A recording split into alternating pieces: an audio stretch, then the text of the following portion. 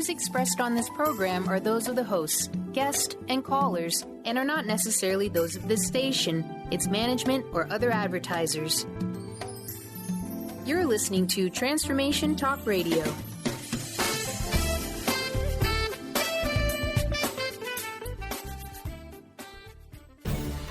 Get ready for a game changer. Sarah Westall is bringing you Business Game Changers Radio. Mondays at noon Pacific, 3 Eastern, Sarah will bring you leading experts, visionaries, and newsmakers who provide the best commentary on big issues and cutting-edge innovations. Sarah's 20 years as a business executive will help you think like an entrepreneur with expertise, energy, and attitude. Now here's your host, Sarah Westall.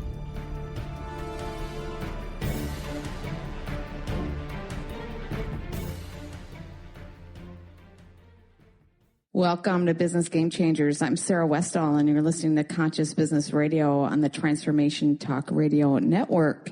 Today's show is going to be fantastic.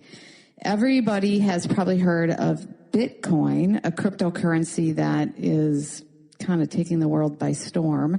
A lot of big companies use it now, and it's pretty much being used all over the world as we speak. People are thinking it's going to be kind of the backing of the cashless society. I don't know if it's going to be just Bitcoin or if it's going to be other cryptocurrencies, because there are others as well. And I don't know how much it'll take over cash, because cash will probably still be around. People don't like to part from that. So it'll be part of our future for sure. But the technology behind Bitcoin is called blockchain, and blockchain is why Bitcoin has the power. Blockchain is also used for documents and all other kinds of things, ledgers. I did a show with Bitland who uses the blockchain technology to solve land grab problems and ownership problems in Africa. And so many of the issues in Africa has to do with natural resources and land. And they have to get that cleaned up in order to be able to grow and thrive in Africa. And so they're using that to clean that whole problem up. You can listen to my show. It's from a few weeks ago. But I have an exciting person that's coming on the show today.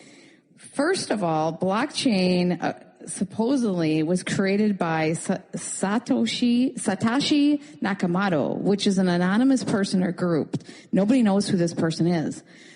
But I have an inventor who claims that he originally came up with blockchain many years before they did and published a patent using blockchain 6 months before they did. So he really is the inventor of blockchain and the inventor of one of the most important inventions behind currencies and finance today. And this is going to be his first interview that he's done. And he's going to explain what his patent process was when he first invented it, what his point was with it. We're also going to dive deep into blockchain and Bitcoin and talk about what some of the issues are with Bitcoin. People are talking about Bitcoin being able to be tapped into, hacked into. China's working feverishly to try to, break Bitcoin and figure it out. And he has a solution that would make it completely safe. And he explains what that is and why Bitcoin could have an issue and why his system and the way he evolved it will not have those problems. He also talks about other problems behind Bitcoin and how you can solve those issues as well. He's a very smart guy, and he's amazing. He came up with his invention in 2000, and he'll explain his process. But before he got it patented, he became a patent lawyer himself. He had some bad experiences with a few of his other inventions, and he wanted to make sure this was completely secure. So he has a very interesting history. I think you will like this interview. So now let's welcome, his name is Kels Wilson, to the program. Hi, Kels. Welcome to the program. Hello. So you were, from what I understand, you were the first person in the world to use a patent using blockchaining. So essentially, you were the first one to use blockchaining in a patent, and you really are the true inventor, or the first inventor of blockchaining. Is that correct? I believe so. So when did you file your patent? I filed my primary patent on blockchaining in April 25th, 2008, and I filed an auxiliary patent March 22nd, 2008, about a month prior. Okay, and when did what is blockchaining usually commonly known for? Before I get into the other questions that I have. Well, blockchaining was made famous by Bitcoin, which is a virtual currency, and it permits the users of that currency to trust in the ownership without there being a central bank or other entity that receives the trust. Well, and it's very, very famous right now, and people think it's this form of digital tracking is going to take over finance and banking. But who do they give credit to creating that first version of blockchaining? Well, it's currently credited to Satoshi Nakamoto, which is a fictitious person. Somebody or some people wrote an academic paper using that name, although it's not a real person. And you filed your patent before they did. I did, actually, about 6 months prior. And it's the exact same thing. It's very similar, although the applications are different. The applications are different, but it's the same. It's blockchaining. So what is the story behind your patent? Well, the story behind my patent is that I actually invented it in late 2000 and 2001. And I knew at the time that I had something that was so powerful that it could make a significant impact in the legal world and the financial world. And so I needed to get a patent on it. However, I had a previous bad experience with a patent attorney. So I realized I needed to become a patent attorney myself. So you went on and became a patent attorney to be able to patent it? Yes, that's exactly right. Interesting. Go ahead. That took me 7 years. So between having to separate from active duty, I was in the military at the time. I separated from active duty, went to law school, and then got a job working in some law firms, learning to write patents. And I waited until I had written enough patents and believed that I was skilled enough as an attorney before I started writing the patents on my primary inventions. I wrote patents on other inventions earlier on, sort of as practice. So what do you feel when you hear that someone else is credited for something that you really created?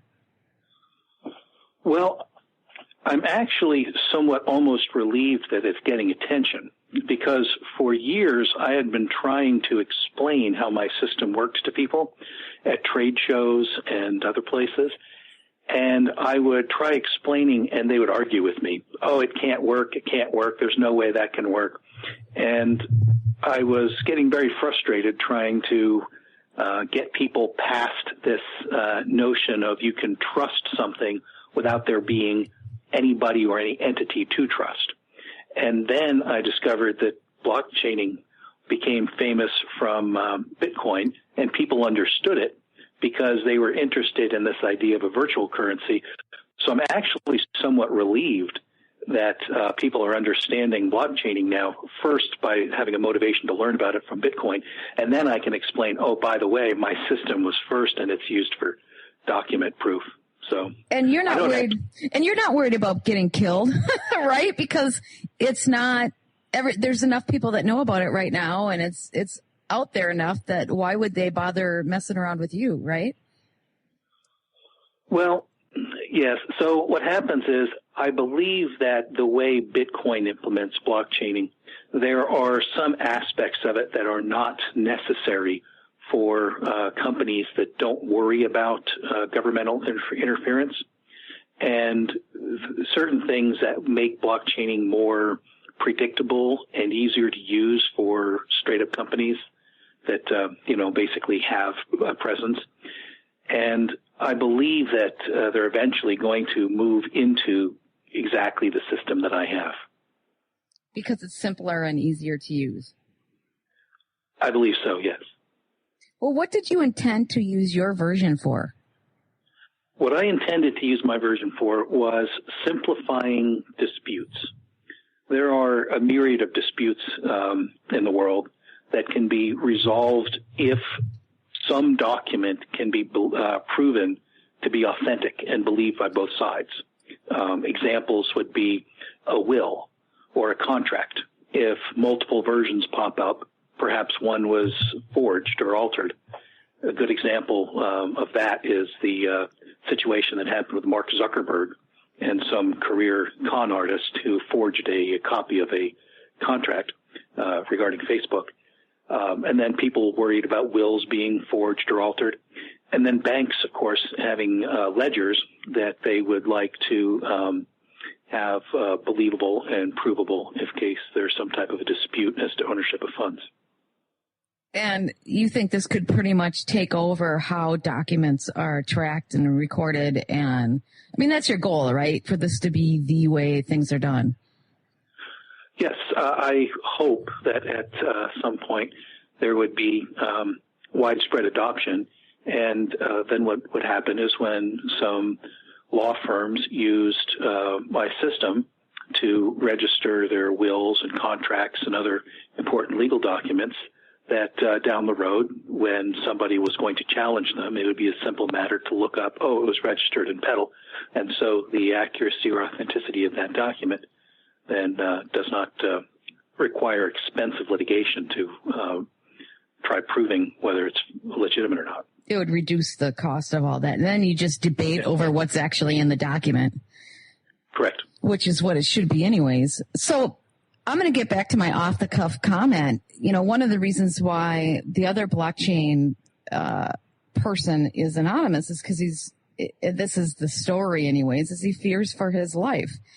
Is there any reason to even fear for your life? I mean, let's just be honest. Go ahead. I don't see the threat that he sees.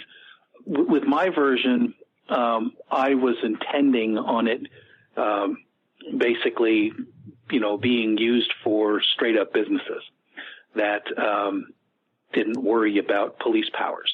However, I know that a lot of virtual currencies are being used by criminals and organized crime.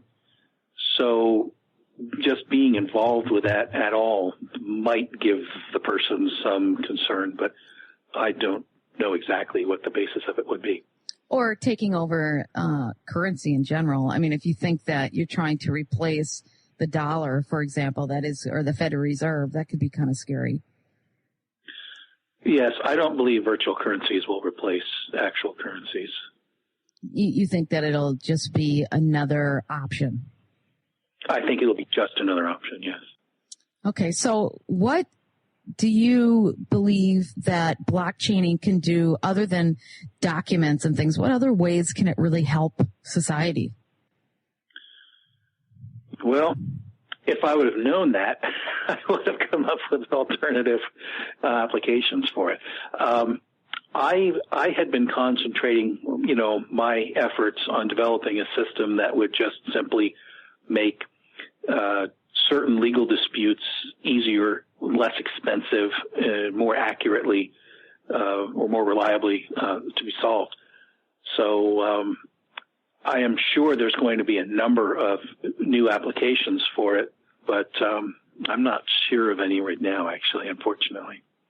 Well, I just interviewed somebody that is using blockchaining to track land documents. So it's essentially what you're doing, sort of, but they're tracking people in Africa. Because in Africa, there's a lot of land grabs and nobody really knows who owns the land. And so they're going to track the ownership of land using blockchaining technology. That would make sense. I mean, once you actually have the ability to establish document authenticity, that itself is a tool, much like a wrench, which you can fix airplanes, automobiles, tractors. And so being able to establish that this particular information was in existence and publicly available at this